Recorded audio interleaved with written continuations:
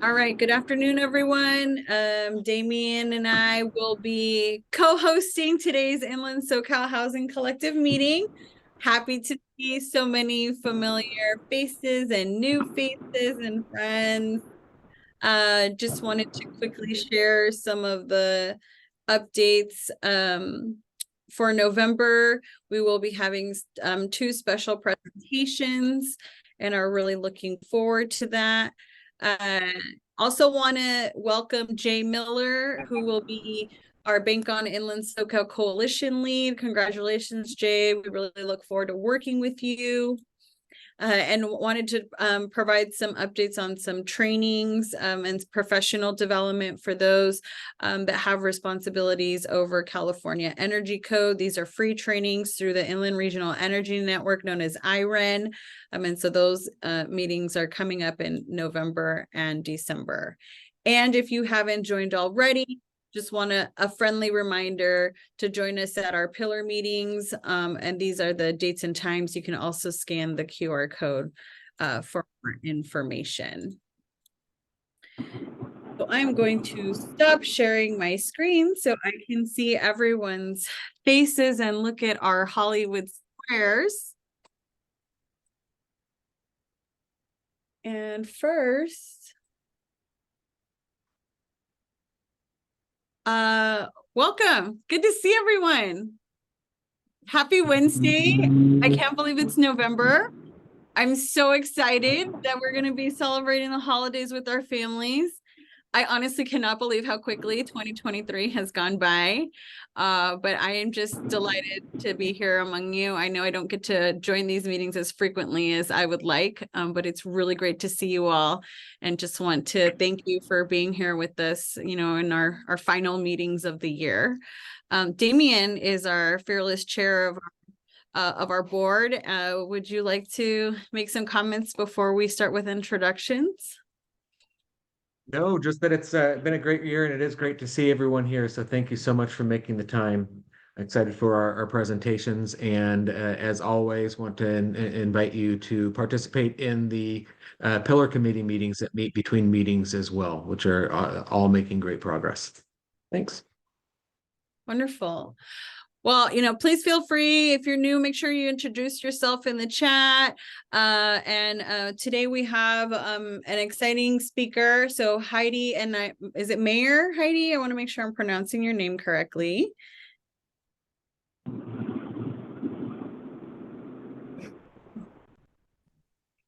Yeah, it's Heidi Mayer. Thank you. You're welcome. Good to see you. So Heidi Mayer is the executive director of Youth Hope Foundation.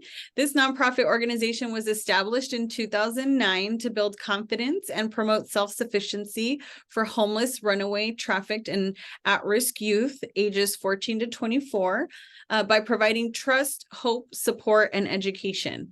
Youth Hope was established to provide a support system for youth in a safe and caring environment so that they may grow to be healthy, self-sustaining adults. And so I'm going to spotlight you, Heidi. We look forward to hearing from you, and take it away. Thank you so much for having me. I appreciate it.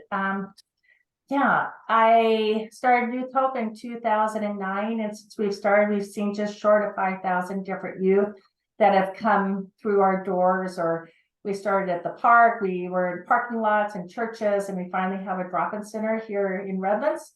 And we're open for basically any youth that are needing help.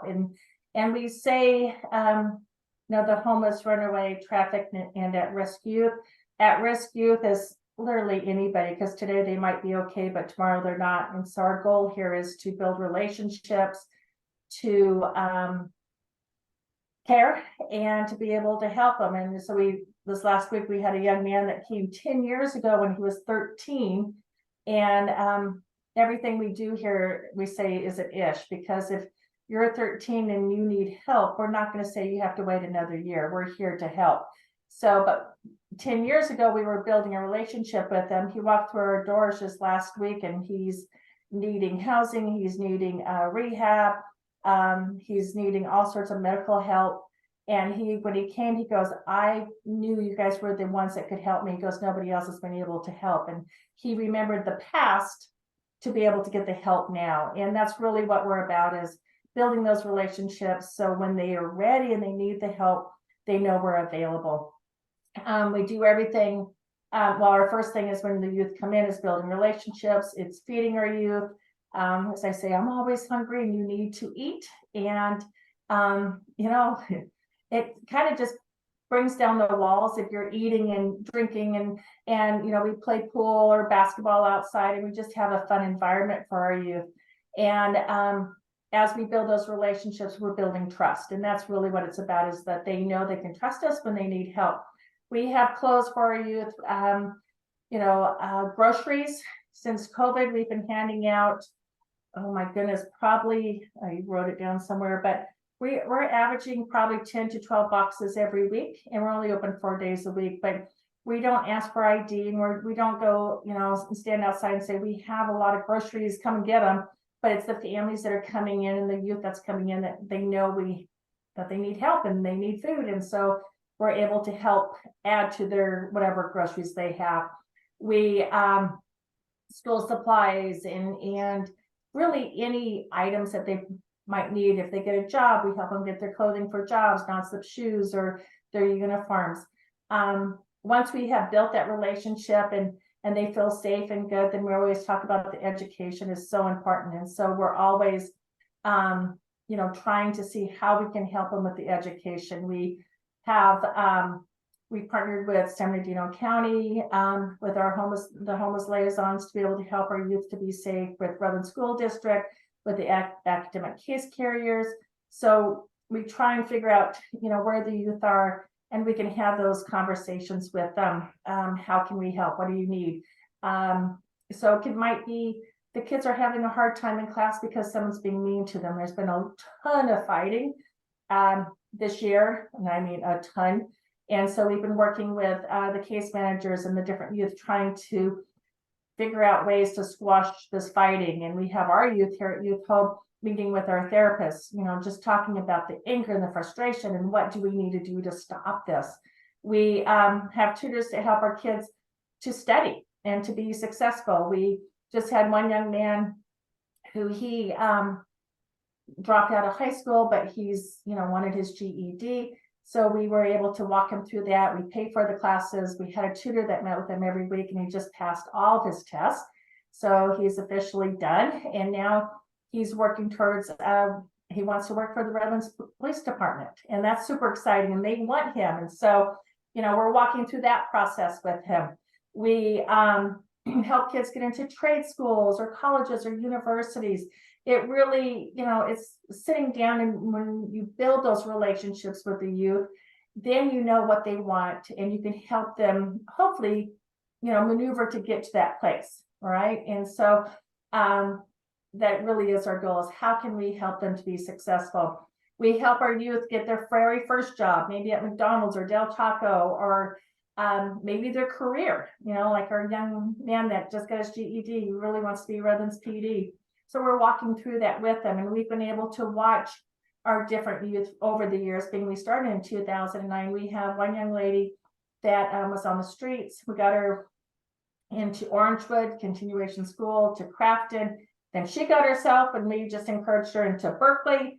And then after she graduated from Berkeley, and then she went on to Yale, and she just graduated from Yale, and now she's going after her doctor's degree.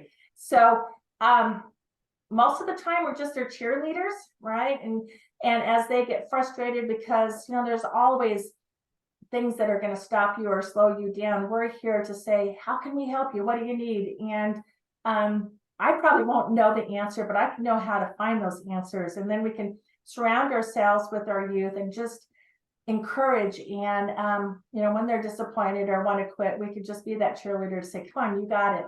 So careers, we help in every way that we can, or finding that first job, or maybe it's our fifth job, and why did you lose your job, and just kind of walk through that process. Medical is super important. We have a doctor that comes on Wednesdays for our youth. And what I have found, which is so cute, is so many of our youth just want to be able to say, I really hurt my wrist when I fell down. Is it okay? And she'll look at it and say, you're fine, right? Or I have a splinter and I can't get it out and I'm afraid to get it out. Because so many of our youth, they don't have the families to say, it's okay, you got this, or I'll help you get that splinter out. So she spends a lot of time walking through our youth and figuring out, is it just needing someone to talk to, or is it actually, where they need to go to urgent care or to really get help. And she diagnosed one of our kids with cancer, and she literally saved our kid's life. So sometimes there is some of those emergency things going on. We have been able to collaborate with dentists, with doctors, for their eyes and to get glasses, and counseling. And then, we work with different rehabs to be able to get our youth to be able to move forward. So I tell the youth, I do this for free, and I'll work as hard as you're willing to work. And so really their job is to show up and just to keep, not to quit, especially with the medical things, because a lot of times we get scared and we want to stop. So, we're going to push through it and keep moving forward and get the help that they want and that they need.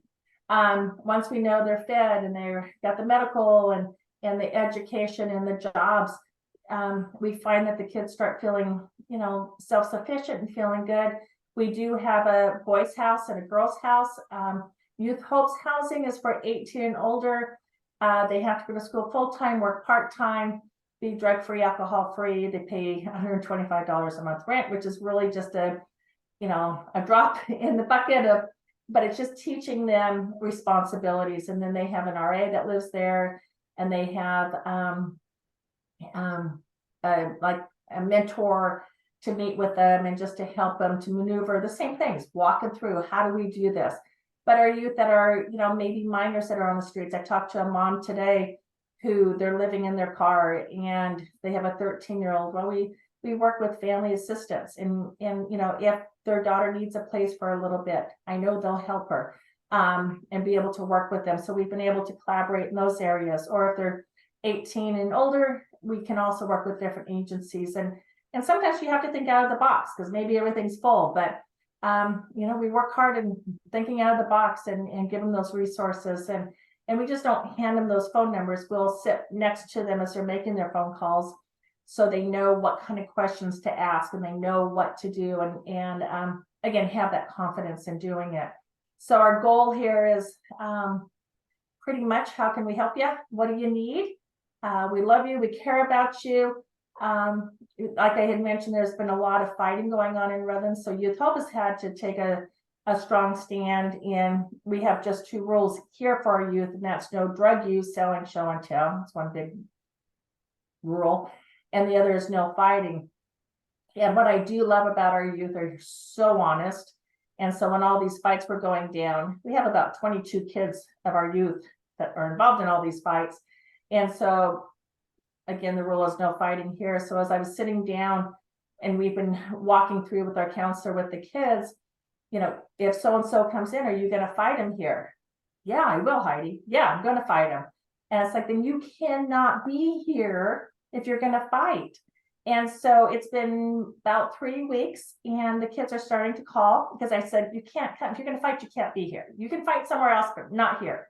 And so what's fun and what I just love is they're now calling and said, we've squished it. We all want to come back. Can we come back? And so they started yesterday coming one-on-one, because I said, we got to talk to you one-on-one. And they said, no, we're done. We're done with the fighting, and we're not going to. And we really miss you guys, and we want to come back. And to have your high school kids that are all about fighting, wanting to come back, that tells me that they miss the connection, that somebody cares, somebody sees them, and that we love and care about them. And so, we've been kind of gone up this hard journey, because it was hard to make the stand of, you can't be here if you're going to fight. You have to leave now. And to see them saying, hey, we squished it, we're good, and we want to come back. And I find that our youth want a place that they are seeing, that we care about them. I mean, I've shed tears with them because it's sad what they've been going through. And to know that somebody cares so deeply about them, I think makes a difference. And so we care. We're small, but we're mighty. I only have 2 full-time staff and 3 part-time. I'm volunteer. We run basically as a volunteer nonprofit. We're only open 4 days a week. But we're here and we care, and our goal is to be able to help our youth to be able to move forward. And when life is hard, they know they can come, and we're here to support them. So that's us in a nutshell.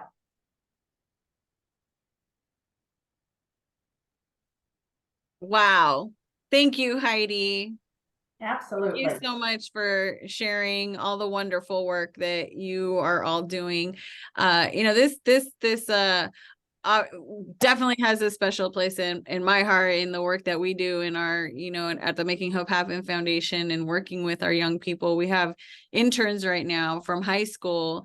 And we get to hear stories about their peers, right, of them struggling, and but what power we all have in being caring adults, right? Caring adults, and providing opportunities and hope and love to the young people in our community. And so thank you for all the volunteer work that you are doing in this labor of love, because I think just humans, we all need each other, right, to get through the challenges of life. And so just want to really give you a heartfelt thank you for the work that you're doing, and saving lives. You're saving our youth from being alone, and also from going through these challenges on their own. So really appreciate you sharing that. I see Ruben, you have a question. Hey Heidi, I just wanna, can you guys hear me okay actually? Yeah, I see you. Cool, perfect. Hey Heidi, just wanted to say thank you. From somebody who has lived experience of housing insecurity, it means a lot that you're out there on the front lines helping our youth and young adults. And I also wanted to extend a couple invitations to you and other folks in this call.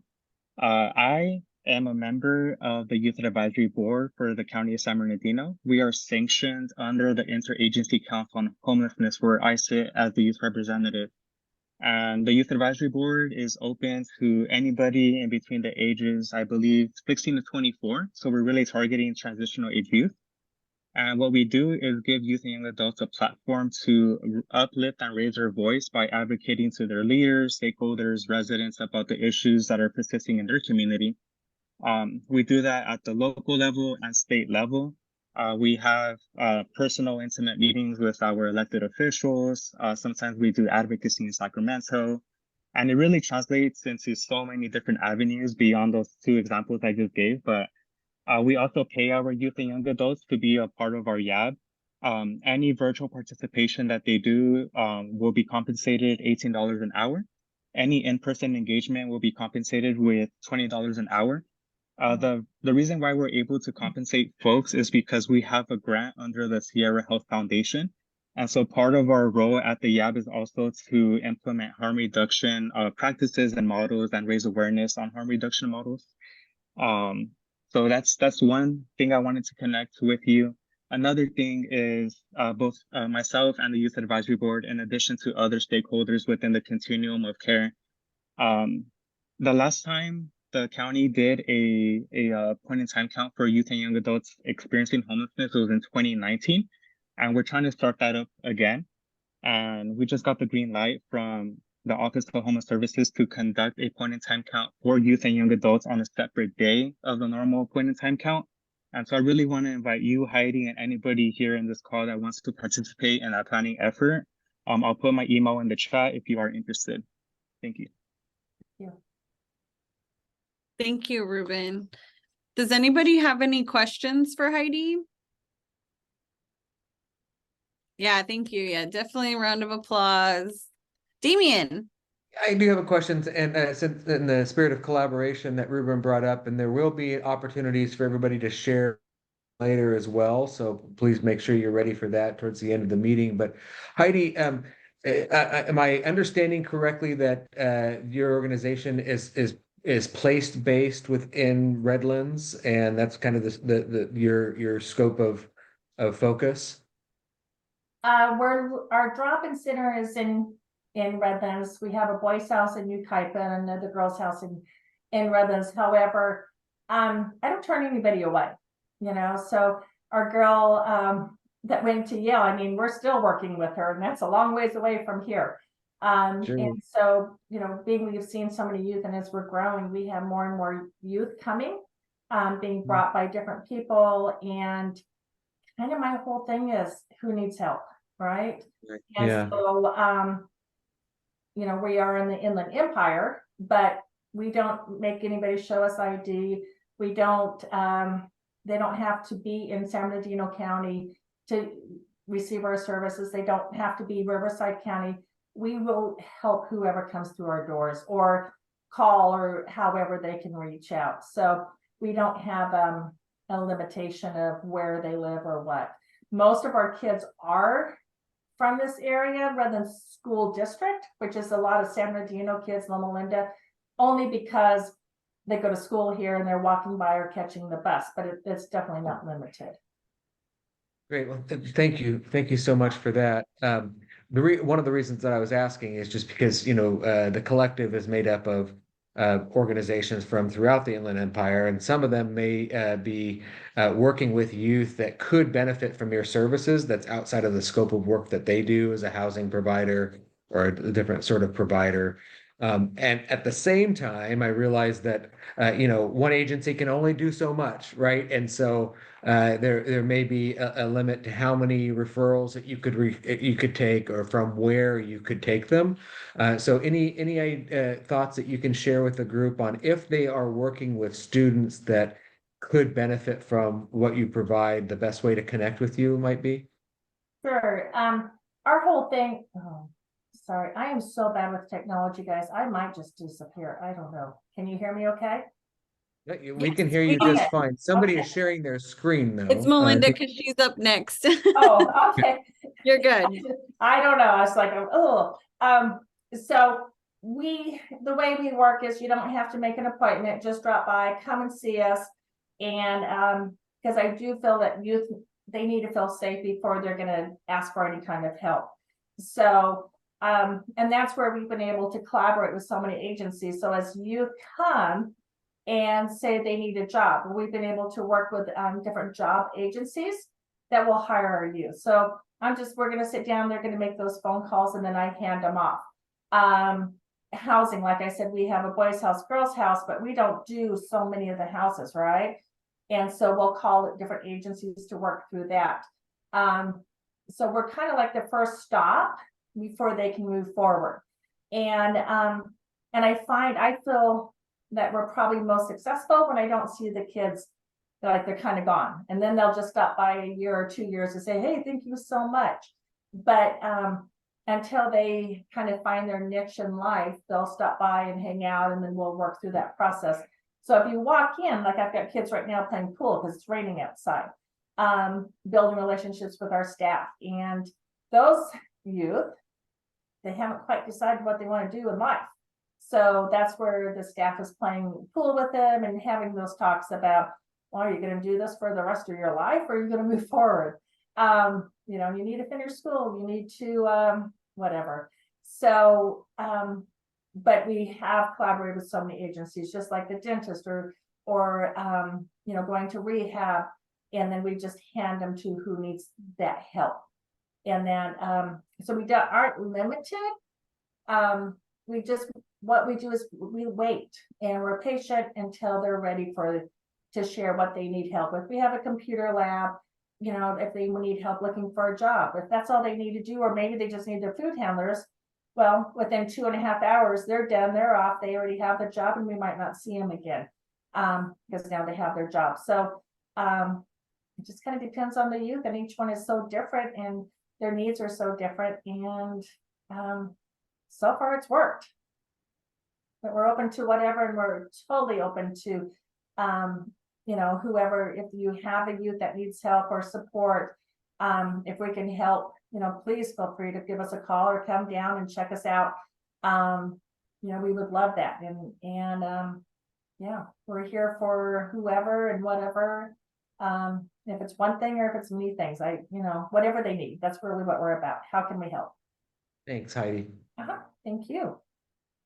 Thank you, Heidi. Thank you for having me. I appreciate it. You're welcome. We're happy to have you. Well, our next speaker is Melinda Opperman from credit.org, who's obviously no stranger to this group and serves on our board and founding member of the Housing Collective. So welcome, Melinda. Good to see you. And I'm going to make your presentation a little bit bigger and spotlight you. Okay. Take it away. Okay, thanks, Karen. And I loved Heidi's remarks, and I really admire her passion and everything she's doing. We're big advocates here of your mission, Heidi, so it's great to go after you. So I'm Springboard Nonprofit Consumer Credit Management. We're doing business as credit.org. Some of you may remember us by that full, long legal name that's there on the screen. That's still our legal name, but about 7 years ago, we adopted our domain name, our URL, as our business name, doing business as credit.org. So wanted to mention that in case you remember us from our prior name. We were founded in 1974. This coming June will be our 50th anniversary. I cannot believe it. We help people that are struggling with debt, any issues that they have regarding budgeting, housing, any student loan concerns. We're having big demand in that area now that people have come off those COVID forbearances. As of last month, you now need to begin making a payment on federal student loans. The interest is now going to be accruing. We're one of the oldest HUD-approved housing counseling organizations, and we're also a nonprofit consumer credit counseling agency. Some of you may remember the old CCCS name. We were CCCS of the Inland Empire and had that moniker for many years, and you may have remembered seeing us under that brand also. So we have a lot of financial literacy, credit, debt management services we provide, housing counseling like many on this call also provide, and we also do government solutions programs to individuals across the state and the nation. We ran the Keep Your Home California program during the housing crisis. We're currently administering the Massachusetts, Connecticut, even helped with the Arizona and other markets with their homeowner assistance fund programs, even Kansas. So we have that niche also. We're going to talk today about our program that I want to spotlight. It's our financial independence training program. It's for justice involved and formerly incarcerated populations. And then down below lists all the other services, but I do want to kind of highlight the debt management plan one. For the collective, we help consumers that are overextended with too much credit card debt. And as you know, the credit card balances have reached 1 trillion, the highest historical ever. So if you have individuals that you are working with that are just completely tipped back on their heels with too much credit card debt, they can't qualify for a loan. In fact, the last thing they want to do is take on another loan. We provide free counseling for that. We have what's called a nonprofit debt consolidation program. And if they're eligible, our average client is enrolling 5, 6, 7 or more unsecured credit cards into our debt management program. We have relationships with all of the credit card issuers, and on average, they're reducing interest rates in half, or even those that are at 29%, they're reducing them down to 9%, stopping late over limit fees. And because of that, they're able to get out of debt in about 3, 4, 5 years. And we consolidate their payment into one monthly manageable payment. We work out proposals and set up a monthly repayment plan that's administered through us to pay off those credit cards for them. The relief for the consumer and not managing all those different due dates and just having one due date with us. We're approved by the state and nationwide as a fiduciary to administer this debt management plan if the consumer is eligible. So I wanted to touch on that. So 1 in 3 American adults has a criminal record. It limits their access to education, jobs, housing, and other resources that's needed to achieve self-sufficiency. So we started our program, our financial independence program, going on almost 2 decades ago to work with justice involved and those that are exiting the justice system. I thought this was a pertinent quote I wanted to mention from our President Joe Biden that was issued last year. And by supporting people who are committed to rectifying their mistakes, redefining themselves, and making meaningful contributions to society, we help reduce recidivism and build safer communities. So that's what our program is doing here, our financial independence training program. On the screen now, you'll see in the upper right-hand corner, person many of you have seen in the community or have partnered with. That is our outreach specialist, Jennifer Rodriguez, and she's at an event called Time Done. It's the personal finance program that we operate for Alliance for Safety and Justice Time Done program. This program photo happened to actually be when we were on the state capitol in Sacramento. And you'll see like a little screenshot there of a personal finance class that we deliver that's specifically tailored for formerly incarcerated justice involved. And these classes have been award-winning for us. We received a recognition, Brighter Financial Future Award recognition for our program. And it's an excellent point of entry for individuals that are trying to reestablish themselves. Right here in Riverside, this picture here, and we've blurred out some faces there. The two people's faces that you do see, they are, media releases allowed their pictures to be shown. And one is Claudio Espino. He is also a person that many of you on this call have worked with and partnered. He's a leader here at our agency, and Joyce Delaney is with the Office of Federal Public Defender's Office right here at the Riverside Municipal Courthouse. And so we teach the financial literacy classes for CASA and STAR at the courthouse. And so I put there on the screen, just so you would know, the CASA is the Conviction and Sentencing Alternatives Program. It's a post-guilty program with the U.S. District Court for selected individuals. So, they have to be probation, recommended for the program, things to that effect. And then the STAR program is the Substance Abuse Treatment and Reentry program. It's a post-conviction drug court program administered, again, at the Riverside Courthouse. And so we're teaching those classes at the courthouse, and the feedback, working like, for example, with Joyce, and using a product that many of us here on this call are familiar with, of which the Inland SoCal Housing Collective founded, which is our Bank on Inland SoCal product. Many of the participants from the Riverside Courthouse program are opting into our Bank on low and no cost banking products. And I'll cover that in a little bit as we move along here.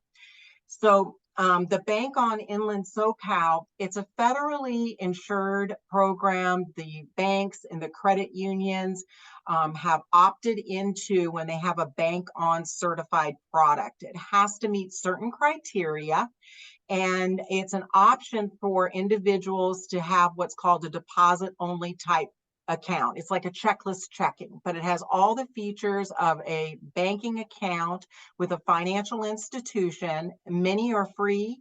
Any that have a fee, the fee cannot exceed more than $5 a month.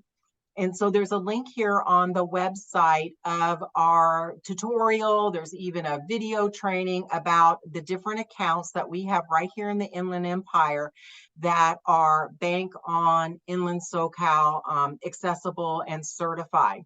And so what we have found from the different individuals that we're working with in our program where they're exiting the justice system is they've had difficulty establishing a financial service relationship. And even those that are just from backgrounds where they've had other circumstances, whether they've not been justice involved or not, just a barrier to be able to access financial services at a low and no cost. And they have been having to do check cashing and money orders and all of that. That is super expensive and just also not safe. So in the program, the CASA STAR program, there were 5 individuals from our last class there that had said that they had been denied a traditional bank account. And it wasn't until they heard about the Inland SoCal Bank On program that they were able to establish a bank accounts. And one of the ladies had even shared with us the fact that it was the first time, she had had success. She just felt like such an adult after having all of those no's and being able to have a bank account. One of the gentlemen was in a construction type related field. And when he was being paid for his construction work, he was actually having to take the check to the check cashers, pay an enormous fee, and then it wasn't safe to be carrying those large amounts of cash and then conduct business in cash. So just cannot stress enough the importance of being a partner with us on our Bank On Inland SoCal product. And we list about the accounts cannot have overdraft fees or non-sufficient funds. So you'll never have a surprise fee. You can even do things like Zelle and Venmo, and you can get cashier checks or money orders. You can do online banking. You can do online bill pay. So there's so many ways that we have been able to help the formerly justice involved population and other populations with this program. Along with, we have the Inland Empire Saves program. And so all of us here in the Inland SoCal Housing Collective, we actually championed Inland Empire Saves 13 years ago. It was during the 2012 Inland Empire Community Development Forum that was sponsored by the FDIC. And many of us remember working with a person named Beth at the Office of Comptroller and the Federal Reserve Bank at that time, before Jessica was Melanie Winter Navahead. We all at that time came together as a group and formed Inland Empire Saves. And so there's a QR code, quick response code, if you want to make a pledge to become a saver. And that's also something we encourage the clients that we work with to become a saver, make a pledge to yourself, and make that first step to start an emergency fund, because frankly, we all know 70% of America, according to recent studies, cannot even handle a $400 emergency without borrowing money or selling something. So there's a QR code to our website. And if you have any questions, I'm glad to answer. Thanks for your attention.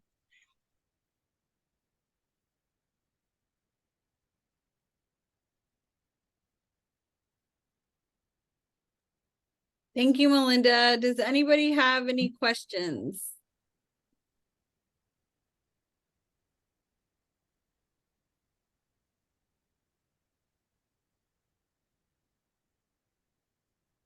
No questions? All right. Wonderful. Damien, you want to Absolutely. the next Yeah. section? Thank you, Melinda, again, and Heidi, both for your presentations today. Our presentations vary from month to month, and this one happened to both focus a little bit on a lot on youth. So we appreciate that work and everything that you're doing to support our young people. As always, the majority of the work of the collective gets done between these meetings at our pillar meetings. And there was an invite if you're interested in signing up for any of those pillar meetings in the chat, and we'll get it back up into the chat as well if you missed that first one. But I think we're going to be moving to our pillar updates. I did not see Alan on the call today, Alan Greenlee from our Educate Advocate Committee. So I'll pinch hit for him unless somebody else was lined up to do that, which I'm not aware of. No. Okay. So the Education Advocacy Committee did meet, I think, last week, and there's two main updates that come from that. One is that Melanie has sourced a grant opportunity that is focused on collecting and sharing stories of success around affordable housing developments and those living in those developments, as well as educating local electeds, large business owners, and union officials with those stories and with the benefits of affordable housing. That fits very well within the collective and within that pillar directly. So it's something that she's looking into applying for, and there will be more information coming on that. The second thing related to education and advocacy, especially in regards to legislation, is that Melanie and myself, I think Karen, I can't remember if you were in that meeting or another meeting, but there's a few of us that got to meet with the governor's officer for innovation, Miss Elena Chavez Casada, at the California Forward Economic Summit for California a few weeks back.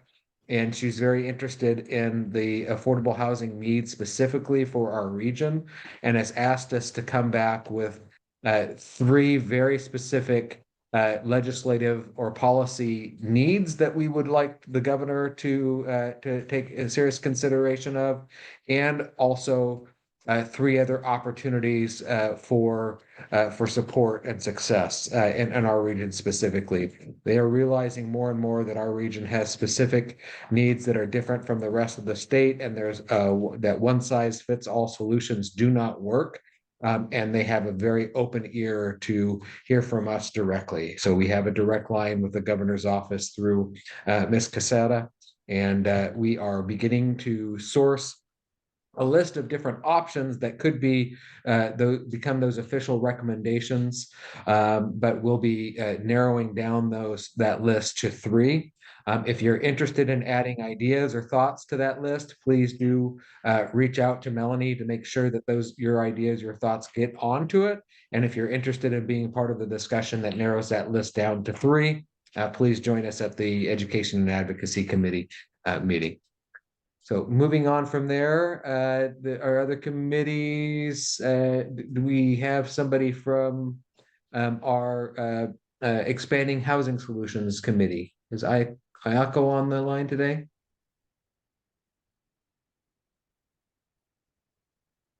Not hearing anybody. Our Expanding Involvement Committee, is there an update from that committee? Well, hey, Damien, this is David. Hi, David. Right now, what I would recommend is that everyone take a look at our newsletter that just came out to see what is going on in the communities that we serve, whether there's opportunities to join in with those, or just to be aware of programs that are out there, plus to see some news of what's happening with some of our member organizations that you may be interested in reading about. So please check out our newsletter. If you did not receive it via email, please contact or reach out to Melanie at the IC Inland SoCal Housing Collective website. You can take a look at it there as well. But if you want to get on that mailing list, please reach out to Melanie and she'll add you to that list. Really, that's really the only update I have, Damien, for today. Appreciate it, David. Thank you.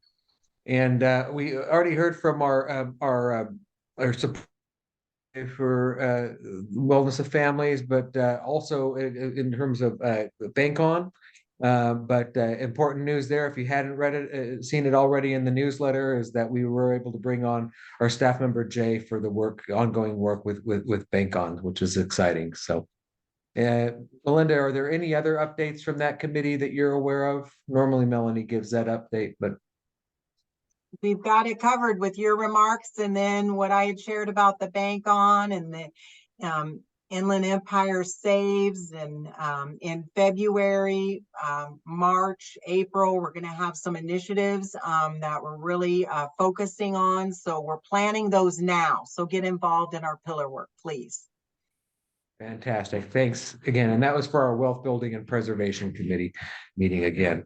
So our four committees, if you're interested and haven't been able to be a part, is Education and Advocacy, Expansion of Housing Solutions, expanding our membership, and then also our involvement throughout the community, and then Wealth Building and Preservation. So let us know if you're interested in playing a role there. And with that, unless I am incorrect, Karen, correct me if I'm wrong, I think we're on to community announcements from our members, things that you want us to know or opportunities for collaboration. Almost. So Okay. Melanie did want us to ask you all to check your inboxes because on Tuesday, you should have received a new calendar invite for all the different pillar committee meetings. So if you were expecting to be invited to a pillar meeting and that is not in your inbox, please check your spam because sometimes our emails do go there. And if it's not there, please make sure, actually, Damien, I think if you could repost the form for the sign up list, you can sign up on the form for which pillar you'd like to attend the meetings for. And then you will receive an invitation for that pillar meeting. But please check your inboxes and make sure that you've received those on your calendars.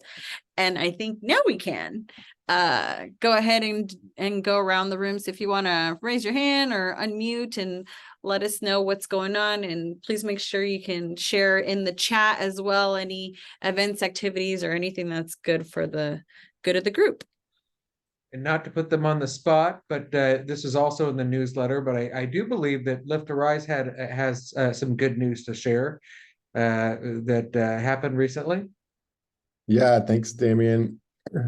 So we applied for one of the pots of money out of the SCAG REAP 2.0 program to add some additional capital to our regional housing catalyst fund. And we were ultimately successful in receiving a $5 million award through that program, which was the maximum amount that they gave per application, which is really exciting. And that those funds, the way that our Catalyst Fund works is that the funds that we raise from public sources then get matched dollar for dollar by the participating CDFI partners in the fund. So it actually turns out to be $10 million of additional capital that we're already working on deploying to several affordable housing projects in infill areas in the Coachella Valley. So thanks for calling that out, Damien. And we appreciate everybody who wrote support letters for that application. And yeah, thanks for the opportunity to share. I think maybe we also had another announcement maybe from our team, Ariana, about the event this weekend. I don't know if you want to give some info on that. Yes, of course. So we are having what is it called? It is a California Mortgage Relief consultation clinic here at our Live to Rise offices. I will make sure to plug in the information here on the chat so everybody can view it. I will put it in English and Spanish. We have both. Thanks so much.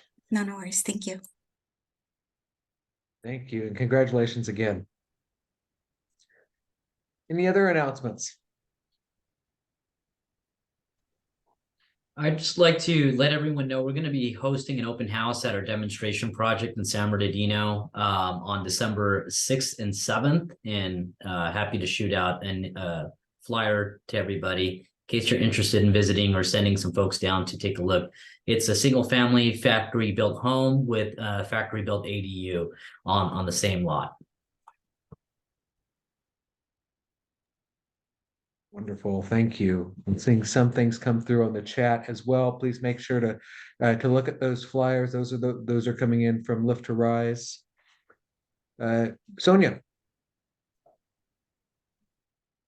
Hi everyone, we'll come on camera for just 5 minutes. Just want to announce that we'll be having our general meeting titled "The Urgency Is Now" this Saturday from 9 to 11:30 at the New Hope Family Life Center. I can drop the address and information into the line. We are asking people to RSVP because we do provide a hot breakfast from 9 to 9:30, but we really want to hear what's taking place within the community as we are here now. But we really want to have folks in the room that are actually doing the work and come in and be partners with us as we talk about housing and education and other issue areas that COPE work on. So we'll love to have you there, and I will drop the link into the chat. Thank you. Great, Sonia, thank you. Ruben, did you put your hand back up? Or is that still up from last time? Yes. Quick little update. City of San Bernardino released their revised housing element, and it is open for public comment from now until November 20th. Myself and a couple of other San Bernardino folks are getting together to read different chapters of the element. So if you're interested in participating in that process, you can email me.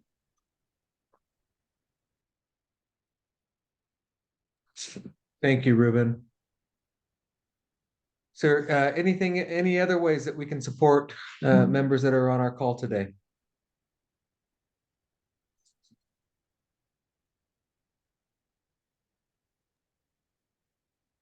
I mean, I was just going to mention some extent. I know that many of you know that through Uplift, we have an internship program, and our students have been learning about electrification, and that includes like green building and, you know, electric vehicles. And they got invited to the Los Angeles Auto Show this Saturday. And so we are taking our students there to learn about the new and upcoming, you know, EVs and zero emission vehicles.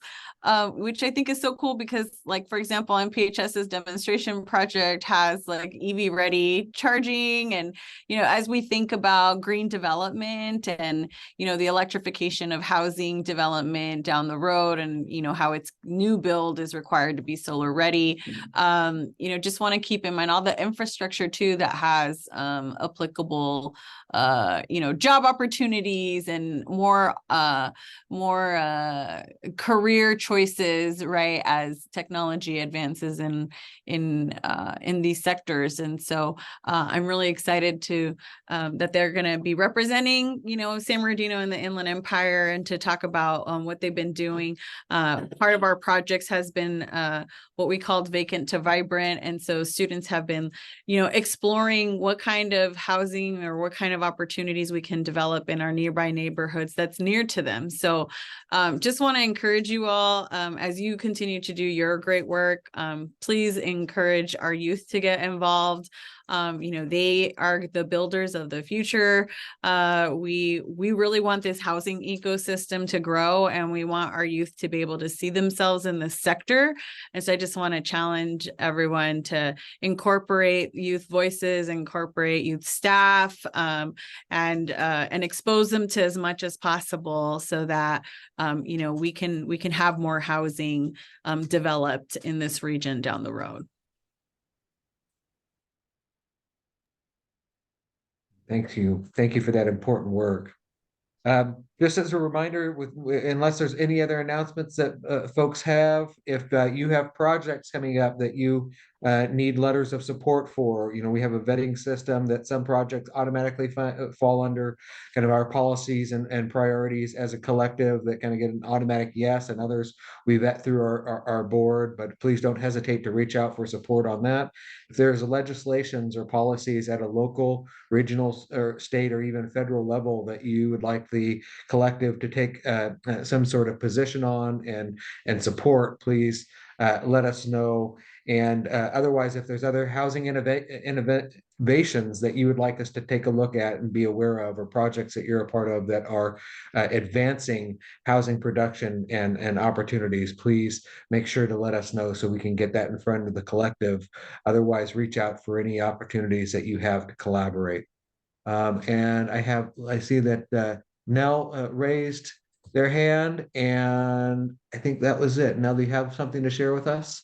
Yes, I do. I'd just like to share with everyone that our rapid rehousing program is still on the go. We still have some spaces for it. And if you are a resident of Riverside, the criteria are resident of Riverside, fleeing or attempting to flee a domestic situation, and obviously domestic survivor or sexual abuse survivor. So those are the three categories that you must fulfill in order to qualify for the program. Wonderful. Thanks so much. And are you going to put your Yes. information in the chat? Thank you, Yes. Nell. Wonderful. Okay. Well, unless there's are we yeah, go going ahead. dark in December? That's a good question. I don't know. I don't know Stay I don't know the tuned, answer. everyone, because I don't remember either. But just in case, through our work too, just wanted to announce that we will hopefully be deploying $300,000 in pre-development grants to some applicants to our fund. These are specifically for San Bernardino based development. And so as soon as we have that announcement, we will hopefully get that out in the newsletter, because we want to celebrate increasing opportunities for housing production in the region. And if you have any too that are coming up, it's also really helpful for us to know where you're facing challenges so that we can figure out how to come together and support you in your work. So looking forward to making those announcements in the coming weeks. And in the event that we do go dark in December and we don't see you, just want to say happy holiday season. Squeeze your loved ones, hug on everyone, eat really good food, like really stop and smell the roses and any other type of trees. I went to Big Bear in August and had no idea that the bark of the pine trees actually smells like cookies. So if you haven't hugged or smelled a pine tree recently, I strongly encourage you to do that. And I also want to just wish you just a wonderful season, good health. And I look forward to seeing you all next time. So have a great rest of your week.